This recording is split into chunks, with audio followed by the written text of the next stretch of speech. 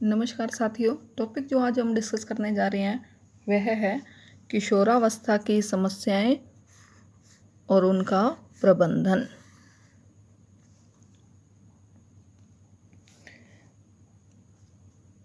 देखिए, किशोरावस्था को आपने पहले भी पढ़ा है कि किशोरावस्था को समस्याओं की आयु कहा जाता है।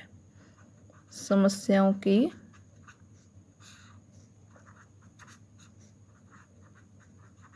आयु। अब समस्याओं की आयु क्यों कहा जाता है किशोरावस्था को? क्योंकि देखिए, किशोर बालक वास्तव में परिस्थितियों से समायोजन नहीं बिठा पाता। समायोजन नहीं बिठा पाता। कहने का मतलब है कि समायोजन नहीं हो पाता, स्थितियों के अनुकूल खुद को नहीं ढाल सकता, इसीलिए वो कुसमायोजन की समस्या से ग्रसित कुसमायोजन या असमायोजन की समस्या से ग्रसित हो जाता है। तो कहने का मतलब किशोरों की मुख्य समस्या जो है वो समायोजन को लेकर रहती है। किशोर तो ये चाहता है कि स्थितियां उसके अनुकूल हो जाए, लेकिन ऐसा नहीं होता और कभी भी नहीं होता। हमें ही स्थितियों के अनुकूल चलना पड़ता है, स्थितियां कभी भी हमारे अनुकूल नहीं होती। लेकिन किशोर इस भ्रम में ही जीता है, इस भ्रम में रहता है कि हर बात हर परिस्थिति मेरे अनुकूल रहे, जबकि उसको परिस्थितियों के अनुकूल खुद को ढालने का प्रयास नहीं करता। इसीलिए समायोजन की समस्या खड़ी हो जाती है, समायोजन नहीं कर पाता। तो ये समायोजन नहीं करने के जो कारण हैं हम बिंदुओं के द्वारा समझने का प्रयास करते हैं। तो ये समायोजन क्यों नहीं हो रहा या असमायोजन क्यों है, इसके बिंदु इस प्रकार हैं। तो सबसे पहले हम चर्चा करते हैं तीव्र शारीरिक वृद्धि से समायोजन या तीव्र शारीरिक वृद्धि। तो शारीरिक विकास में हमने पढ़ा था कि किशोरों में तीव्र तथा विषमानुपातिक वृद्धि पाई जाती है। विषमानुपातिक वृद्धि पाई जाती है। तो तीव्र वृद्धि होने से क्या होता है कि किशोर जो होते हैं एकदम से लंबे हो जाते हैं। किशोरों में लंबाई का विकास हो जाता है, जिससे वो लंबे दिखाई देने लगते हैं। किशोरों में लंबाई का बढ़ना, दाढ़ी मूंछ आना, आवाज का मोटा या पतला होना,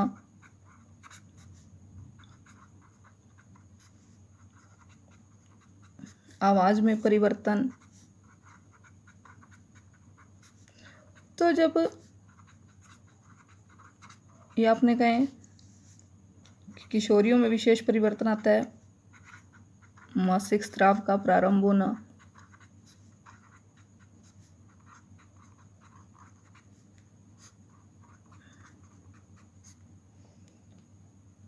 तो वास्तव में इस तरह के जो परिवर्तन होते हैं वो अंतःस्रावी ग्रंथियों की सक्रियता के कारण होते हैं। लेकिन किशोर इस बात से अनभिज्ञ होता है। वो अपनी शारीरिक वृद्धि को लेकर ही बहुत सारी शंकाएं बना लेता है कि ये क्यों हो रहा है, कैसे हो रहा है। तो इस प्रकार की शंकाओं और क्यों और कैसे जैसे प्रश्नों से घिर जाता है और अपने आप को असमायोजित महसूस करता है, शर्मीलापन महसूस करता है।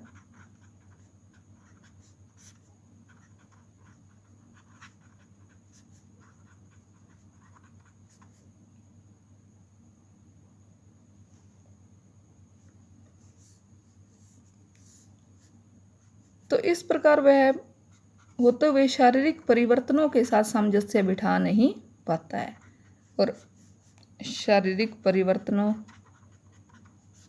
को समझ नहीं पाता है, उनमें सामंजस्य नहीं बिठा पाता है और शंकाओं से जूझ रहा होता है। तो अब इस समस्या का प्रबंधन क्या है कि इस समय माता पिता और शिक्षक को चाहिए कि बच्चों को उचित शारीरिक शिक्षा का ज्ञान दिया जाए,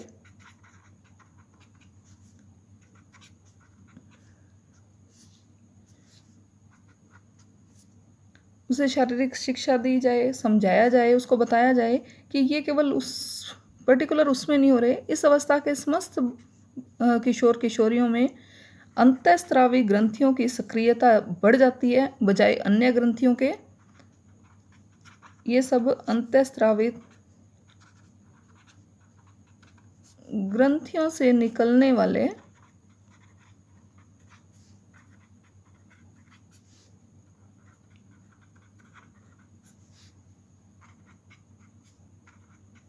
हार्मोन के कारण ये परिवर्तन आते हैं और धीरे धीरे जैसे जैसे उनकी उत्तर किशोरावस्था की ओर बढ़ेंगे, वो युवा की भांति सामान्य दिखने लगेंगे।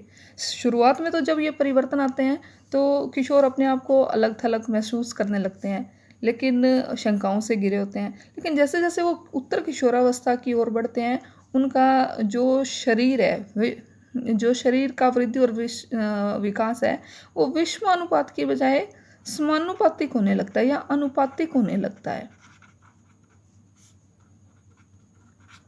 अनुपातिक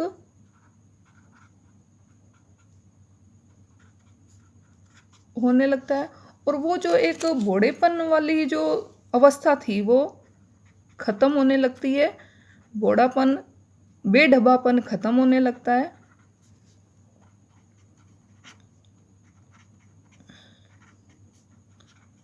और किशोर एक सुंदर स्वस्थ नवयुवक की भांति दिखने लगता है, या नवयुवक स्वस्थ सुंदर शरीर वाला नवयुवक बन जाता है।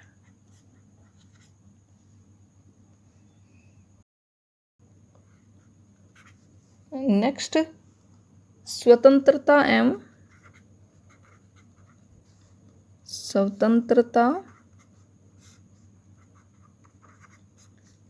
एवं नियंत्रण।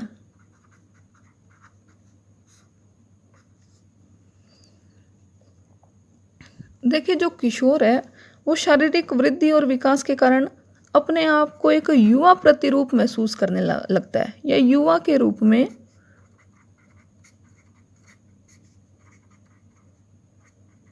महसूस करने लगता है और इसी वजह से वह ज़्यादा स्वतंत्रता की इच्छा रखता है। तो जो स्वतंत्रता पाने की इच्छा है उसमें वह किशोरावस्था के प्रारंभ में बहुत अधिक बढ़ जाती है, क्योंकि वो अपने आप को युवा समझने लगता है।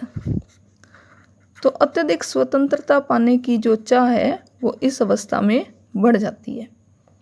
अब स्वतंत्रता भी किस बात की?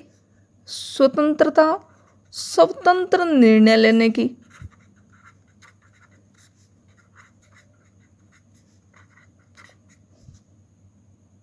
अब उसको ये लगता है कि मैं बहुत बड़ा हो गया हूँ, इस घरेलू मामलों के मुख्य निर्णय मेरे द्वारा पूछे जाएं, लिए जाएं और जो मैं बोलूँगा वो 100% सही होगा। यानी कि खुद को, जो स्वयं को 100% वह सही मानने लगता है,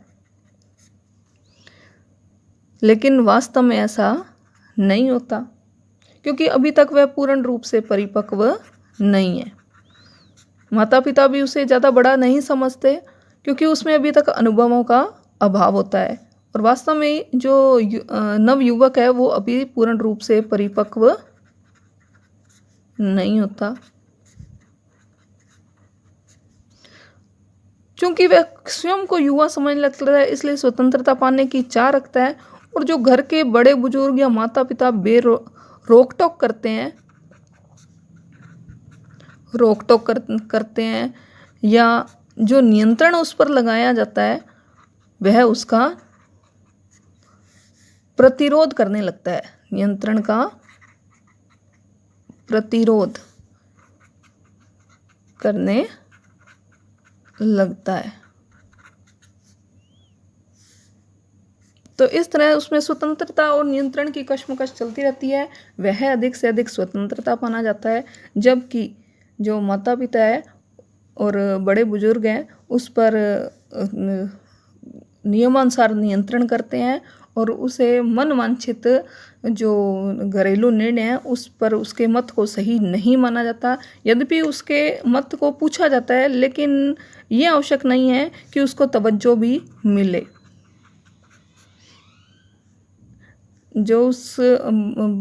जो किसी बात को वह रखता है, माता पिता अपने अनुभवों के आधार पर उसको तवज्जो देते हैं।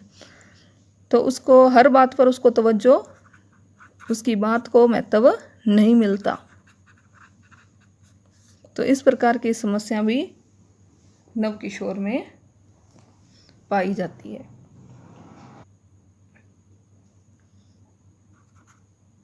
तो इस समस्या का प्रबंधन देखें तो प्रबंधन में माता पिता द्वारा बच्चे को समझाया जाना चाहिए। उसकी माता पिता द्वारा ही मार्गदर्शन किया जा सकता है। उसकी स्थिति घर में स्पष्ट की जानी चाहिए। उसको बताया जाना चाहिए कि वह उसने शारीरिक वृद्धि के फलस्वरूप लंबाई को तो प्राप्त कर लिया है, लेकिन अभी उसने अनुभवों को प्राप्त नहीं किया है। तो ऐसा अनुभवों का अभाव है, तो उसको बताया जाना चाहिए कि माता पिता जो अपनी राय रखते हैं वो अपने अनुभवों के आधार पर रखते हैं, लेकिन अभी तो किशोर में अनुभवों का अभाव है। अभी वो अनुभव बटोरने की आयु चल रही है उसकी, तो उसको प्यार से समझाया जाना चाहिए और यथासंभव किशोर द्वारा दिए गए जो भी निर्णय होते हैं या किशोर जो अपना मत रखता है उसमें से अच्छे मत को, अगर प्रशंसनीय मत या प्रशंसनीय बात उसने रखी है तो उसको एक्सेप्ट भी माता पिता को करना चाहिए और यथासंभव किशोर को प्रशंसित भी करना चाहिए, उसकी प्रशंसा भी करनी चाहिए। और अगर माता पिता को वो बात अस्वीकार्य है तो उसे इस बात को समझाना चाहिए कि अस्वीकार्य क्यों नहीं है। उसको यथासंभव उसका जवाब देकर उसको संतुष्ट करना चाहिए।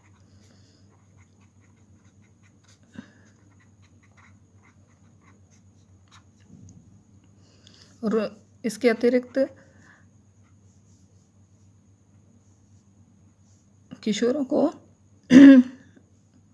किशोरों पर कठोर अनुशासन न लादते हुए उन्हें अपनी इच्छा पूर्ति का भी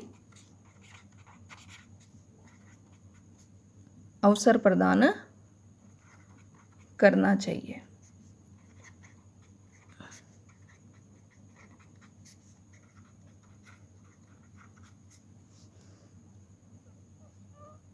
तो इस तरह से व्यवहार करके माता पिता जो है इस समस्या से किशोर को उबार सकते हैं। नेक्स्ट पॉइंट है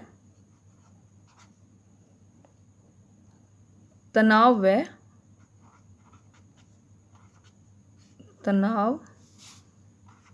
व अवसाद।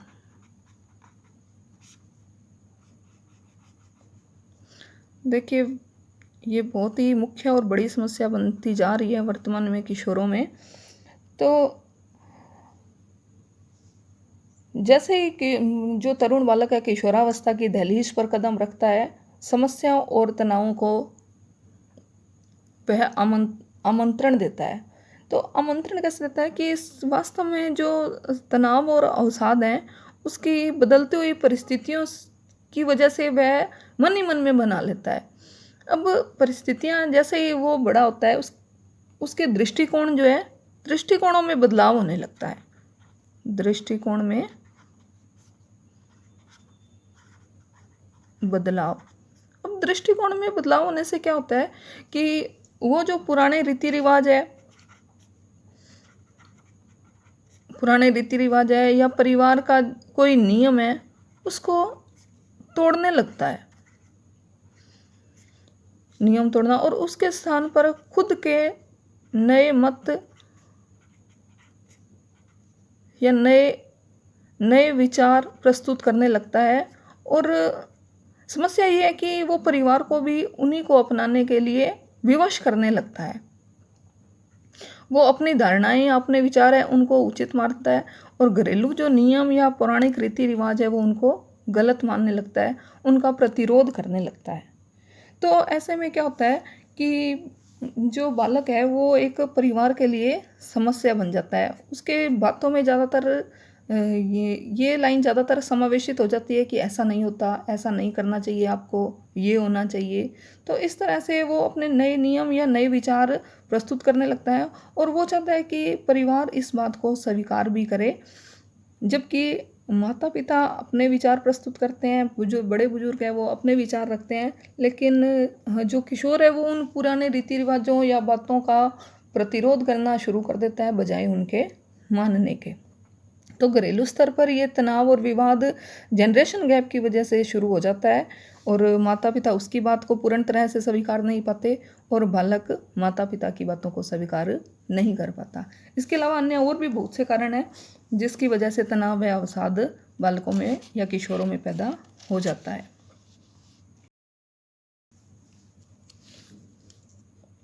अन्य कारणों में देखें तो एक तो उसकी उभरती हुई शंकाएँ।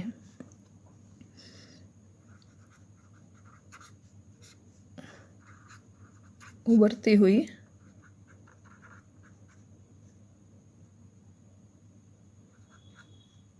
शंकाएँ।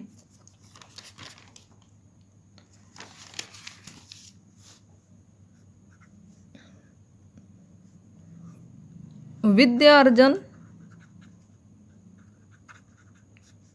या व्यवसाय में असफलता मिलने पर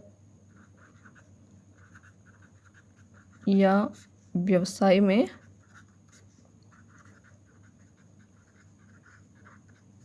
असफलता मिलने पर किशोरों में पाई जाने वाली अत्यधिक संवेगशीलता, जल्दी जैसे क्रोधित हो जाना, बात बात पे तिलमिला जाना,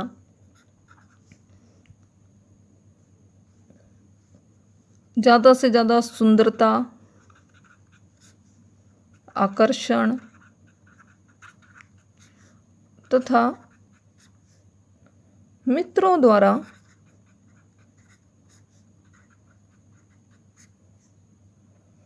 स्वीकार्यता पाने की इच्छा,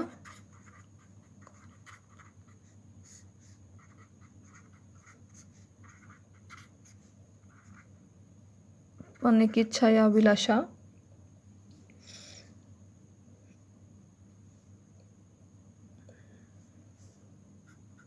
और घरेलू घर पर या फिर विद्यालय में भी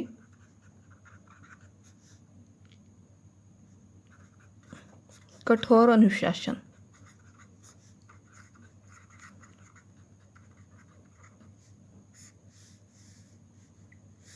कठोर अनुशासन का होना। देखिए कठोर अनुशासन भी बालक के तनाव या अवसाद को बढ़ा देते हैं। कठोर अनुशासन में क्या होता है कि बच्चा अपनी चाहे वो इच्छा है या रुचि है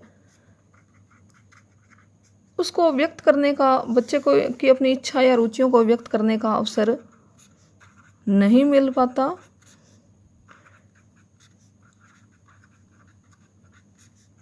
इस वजह से भी बच्चे तनाव या अवसाद से ग्रस्त हो जाते हैं। तो एक बार वापस से बात करें कि एक तो उभरती हुई शंकाएं कि बालक की अनेक शंकाएं होती है दिमाग में किशोरावस्था के समय जब वह उनको शांत नहीं कर पाता या किसी क्षेत्र में उसको असफलता मिल जाती है। उसकी अत्यधिक संवेगशीलता, बार बार संवेगों का प्रकट होना, उसमें सुंदरता, आकर्षण और मित्रता द्वारा स्वीकार्यता पाने की जो अति इच्छा होती है वह, और घर पर या विद्यालय में कठोर अनुशासन होना जहाँ वह अपनी इच्छाओं और रुचियों को व्यक्त करने का अवसर नहीं मिल पाता उसको। तो ऐसी स्थितियाँ उसमें उसको जो है तनाव से ग्रसित कर देती है। तो इन स्थितियों में क्या होता है कि बच्चा आशानुरूप अपनी इच्छाओं के अनुरूप कार्य नहीं कर पाता, फलस्वरूप वह निराश हो जाता है। तो इसका परिणाम ये है, आप लिख लीजिएगा, इसका परिणाम क्या होता है? निराशा हाथ लगना, उसके निराश हो जाना। तो ऐसी स्थितियां उसको असंतुष्ट भी कर देती हैं। ऐसी स्थितियों में वह अपने आप को असुरक्षित भी महसूस करता है, असुरक्षित महसूस करता है, अपमानित महसूस करता है।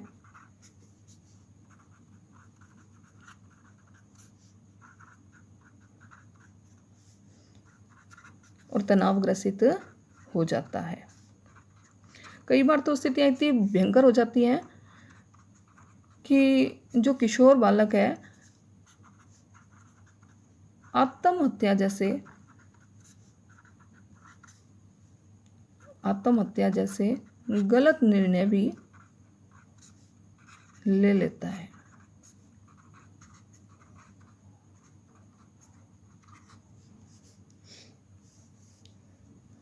अब एक तो है तनाव और एक होता है अवसाद। देखिए, अवसाद क्या है? जब इसी तरह की मानसिक स्थिति या आपने कहे तनाव अगर लंबे समय तक बना रहे, या तनावपूर्ण स्थितियां या तनाव अगर लंबे समय तक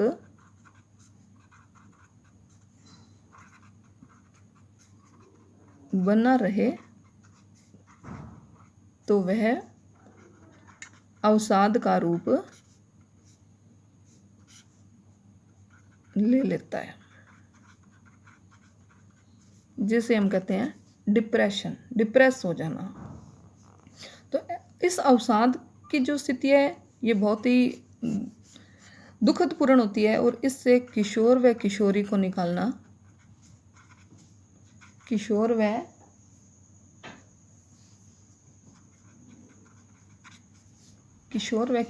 निकालना, या इस स्थिति से उबारना मुश्किल हो जाता है।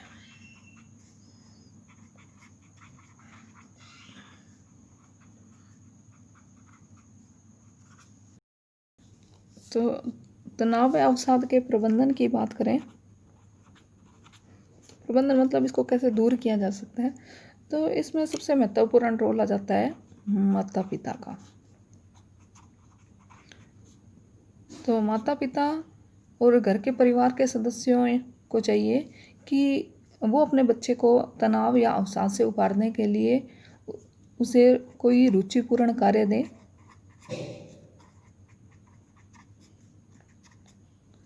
उसे छोटे छोटे लक्ष्य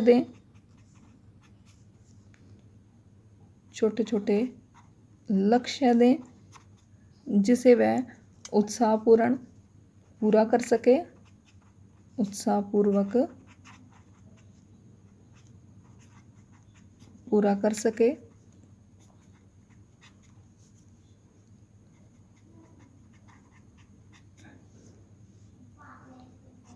किशोर द्वारा लक्ष्य पूर्ण करने पर उसे प्रशंसित किया जाए या उसकी प्रशंसा की जाए।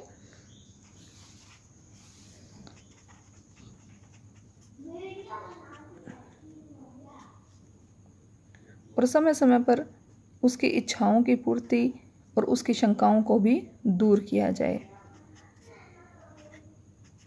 इच्छा पूर्ति की जाए। और यथासंभव किशोर को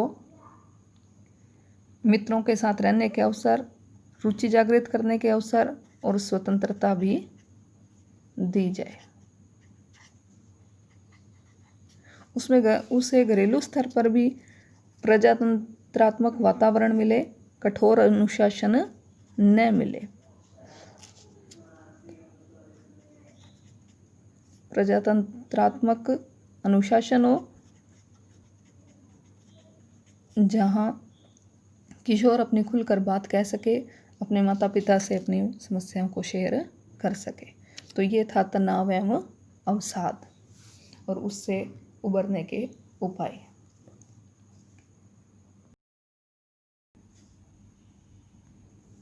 नेक्स्ट जो किशोरों में उभरती हुई समस्याएं सामने नजर आ रही हैं वह है धूम्रपान एवं मादक द्रव्यों का सेवन। देखिए, जैसे ही बाल्यावस्था से बालक किशोरावस्था में कदम रखता है तो किशोरों में धूम्रपान वह मादक द्रव्यों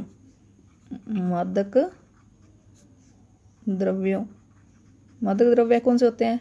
जैसे बियर, शराब,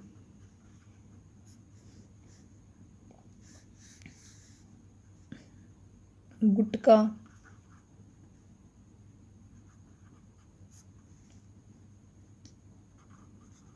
तंबाकू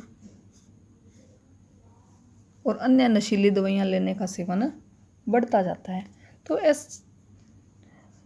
ऐसा अक्सर इस वजह से होता है कि जो उनकी कुसंगति या बुरी संगति,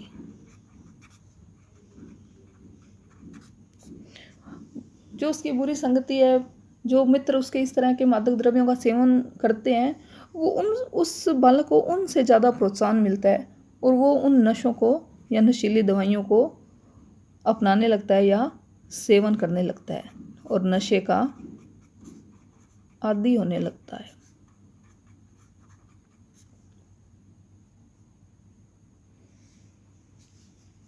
तो कुसंगति के अलावा और भी अन्य कारण है, जैसे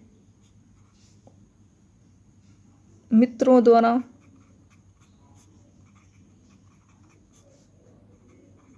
स्वीकारे जाने की इच्छा,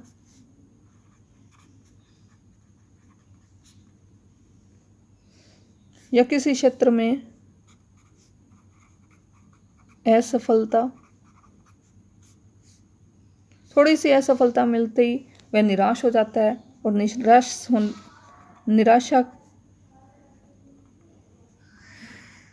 निराशा हासिल होने पर या निराश होने पर भी वह नशे का सेवन करने लगता है।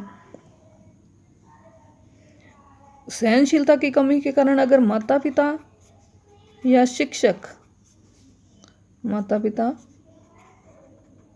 शिक्षक उससे छोटी मोटी डांट फटकार दे तो भी वह निराश हो जाता है और उसे सहन नहीं कर पाता, तो भी वह छोटे मोटे नशों को लेना प्रारंभ कर देता है। तो कहने का मतलब है कि अत्यधिक क्रोधीपन, सहनशीलता की कमी, ये मित्रों का दबाव या मित्रों में बने रहने की जो इच्छा है, वह उसको नशे के गर्त में ले जाती है और वह धूम्रपान और मादक द्रव्यों का सेवन करने लगता है। तो प्रबंधन या उबारने का तरीका क्या है इसका, कि इसमें चाहिए कि माता पिता और शिक्षक बच्चे की अच्छी तरह से बच्चे को मार्गदर्शन दें, उसे नशीले पदार्थों के दुष्प्रभाव को बताएं,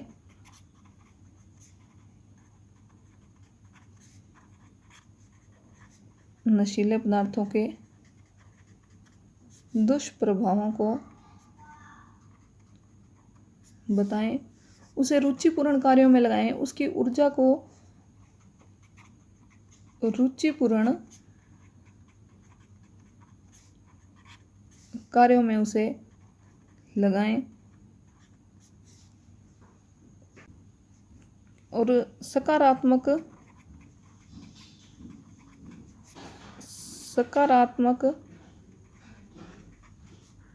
दृष्टिकोण पैदा करें, वह उन्हें ज़्यादा से ज़्यादा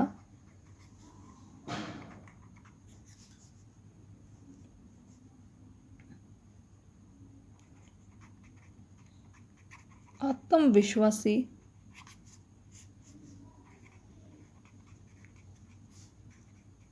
बनाने का प्रयास करें।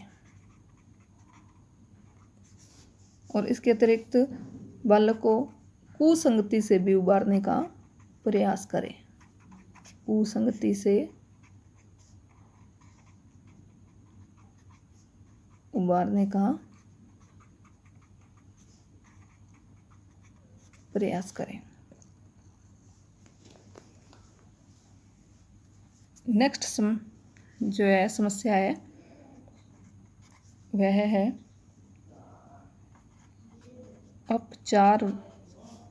अपचार एवं अपराध। देखिए, समाज के नियमों को तोड़ना, समाज के नियमों को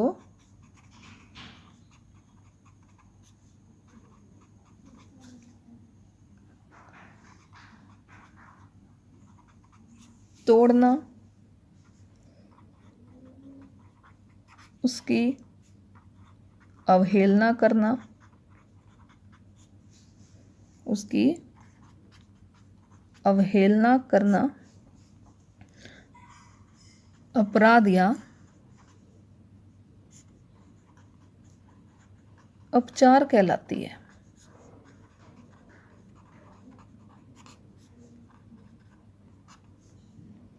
समाज के नियमों को नहीं मानना, अपराधी व्यक्ति वही कहलाता है जो समाज के नियमों को नहीं मानता या फिर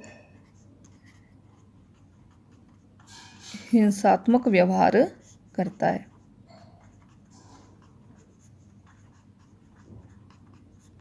तो हिंसात्मक व्यवहार करने वाला, समाज के नियमों को नहीं मानने वाला व्यक्ति अपराधी व्यक्ति कहलाता है और यह स्थिति अपराध या अपचार कहलाती है। देखिए, अपराध या अपचार की जो प्रवृत्ति है उसका एक मुख्य कारण है लंबे समय तक बनने वाली, लंबे समय से या लंबे समय तक बनी रहने वाली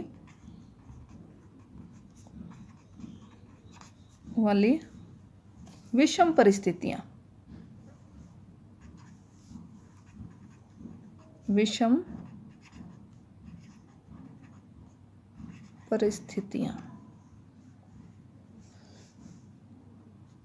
तो अगर लंबे समय तक कोई विषम परिस्थितियां बनी रहती है तो किशोर बालक और बालिकाएं अपराध या अपचार प्रवृत्ति में लिप्त हो जाते हैं।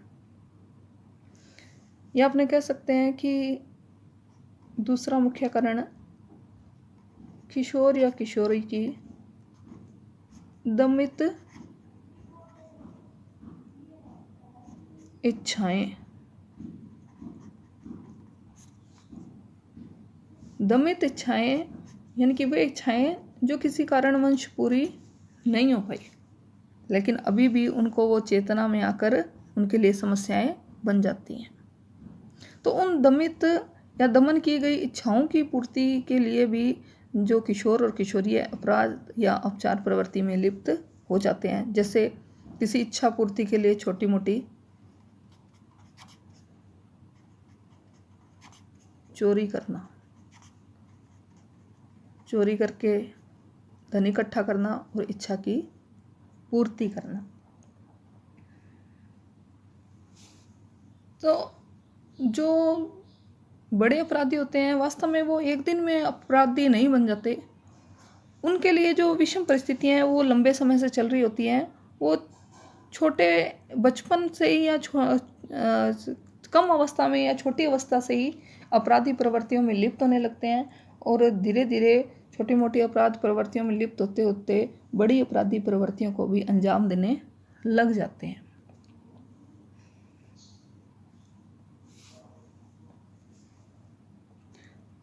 तो इसके अलावा अपचार या अपराध प्रवृत्ति की बात करें तो इसमें इसके अन्य कारण और भी हो सकते हैं दमित इच्छाओं के अतिरिक्त भी।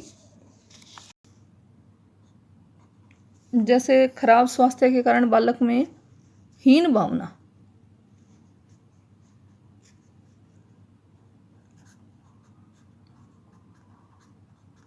हीन भावना का विकास हो जाना,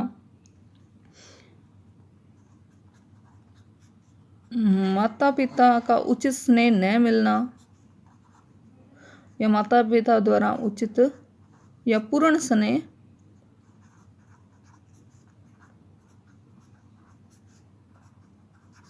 नहीं मिलना, माता पिता द्वारा भेदभाव अपनाया जाना, बच्चों में भेदभाव अपनाया जाना, ये भी एक मुख्य कारण है।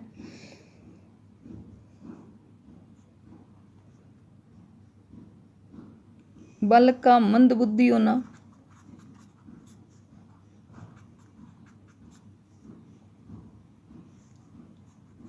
खाली समय में उसके मनोरंजन के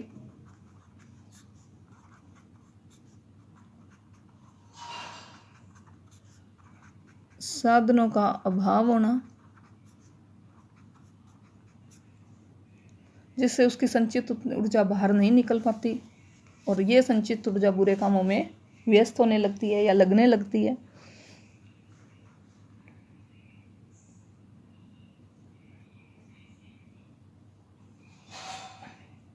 तो इस तरह से अनेक कारण हैं जिसकी वजह से जो किशोर और किशोरी हैं अपराध या अपचार प्रवृत्ति में लिप्त हो जाती हैं।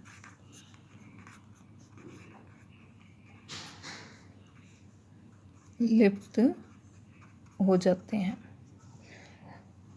तो अपचार या अपराधी प्रवृत्ति में लिप्त होने से जो किशोर और किशोरी हैं वो रोषपूर्ण या वैर भावपूर्ण व्यवहार करने लगते हैं।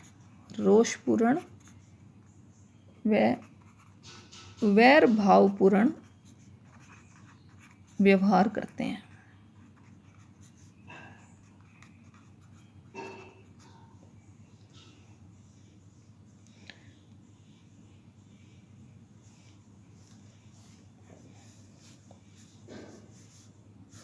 वे पारिवारिक वातावरण में समायोजन नहीं बिठा पाते। पारिवारिक वातावरण में या विद्यालयी वातावरण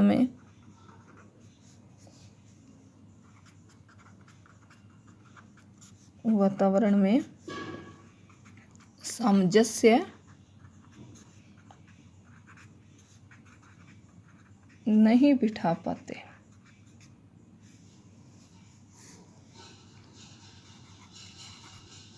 अब इसको दूर करने या उपचार करने का क्या उपाय है, इसका प्रबंधन लिखें तो प्रबंधन या उपचार।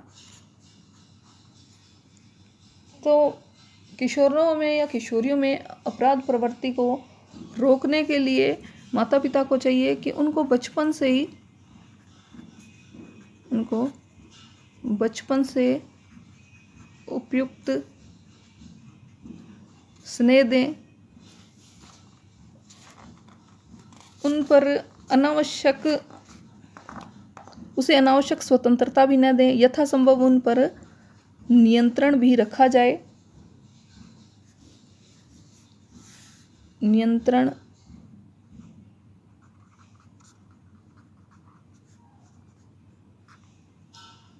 नियंत्रण रखा जाए। अपने बच्चों को पूर्ण विश्वास में लिया जाए।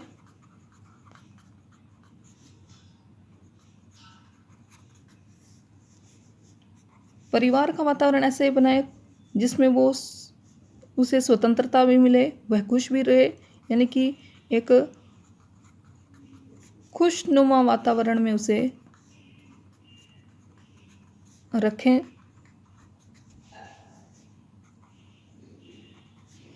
अनावश्यक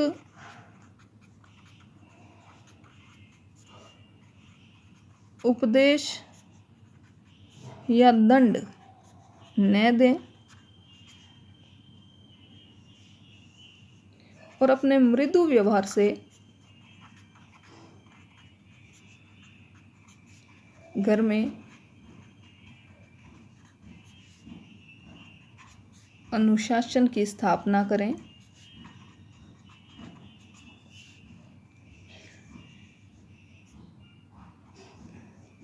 उन्हें अपने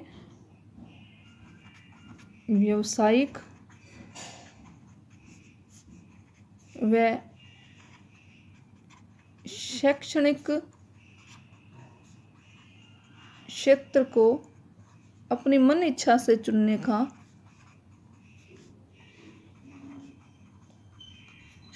अवसर दे और समय समय पर उनसे कोई सृजनात्मक कार्य, रुचिपूर्ण कार्य करवाए जाएं।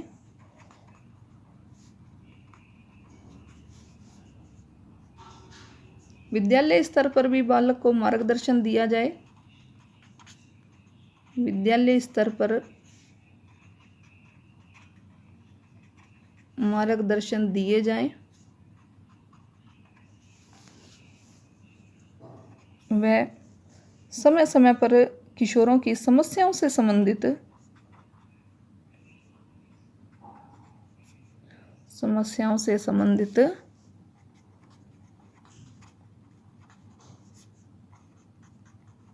कार्यशालाओं का भी, या वर्कशॉप जिसको कहते हैं, कार्यशालाओं का भी आयोजन किया जाए। तो ये था आज का हमारा टॉपिक, किशोरावस्था की समस्याएं और उनका प्रबंधन या समाधान। Thank you.